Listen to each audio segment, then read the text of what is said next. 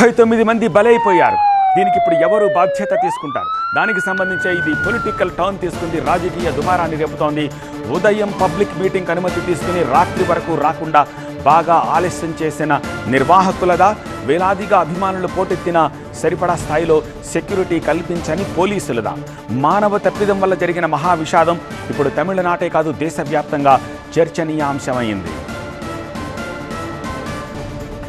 కరూరు తొక్కిసలాటపై రాజకీయ దుమారం చెలరేగుతోంది. బాధిత కుటుంబాలకు సీఎం స్టాలిన్, పళనిస్వామి పరామర్శలు చేస్తున్నారు. కమిషన్ విచారణ తర్వాత బాధ్యులపై చర్యలుంటాయంటున్నారు సీఎం స్టాలిన్. తొక్కిసలాట ప్రభుత్వ పోలీసుల వైఫల్యం అంటున్నారు పళనిస్వామి. అధికార పార్టీ నేతల సభలకు భద్రత బానే ఉంటుంది సరే, మిగతా పార్టీల సభలకు భద్రత ఎందుకు ఇవ్వరని పళనిస్వామి ప్రశ్నిస్తున్నారు. తొక్కిసలాటకు బాధ్యత ఎవరిదనే దానిపై మాటకు మాట మొదలయ్యింది. నిన్నటి ఘటనతోటి తన గుండె బద్దలైందన్న టీవీకే చీఫ్ విజయ్ తొక్కిసలాట తర్వాత కరూరు నుంచి చెన్నై వెళ్లిపోయారు. బాధిత కుటుంబాలని పరామర్శించేందుకు వెళ్లడంపై ఇంకా క్లారిటీ రాలేదు. చెన్నైలోనే విజయ్ ఇంటి దగ్గర ఇప్పుడు భారీ పోలీస్ బందోబస్తు ఉంది.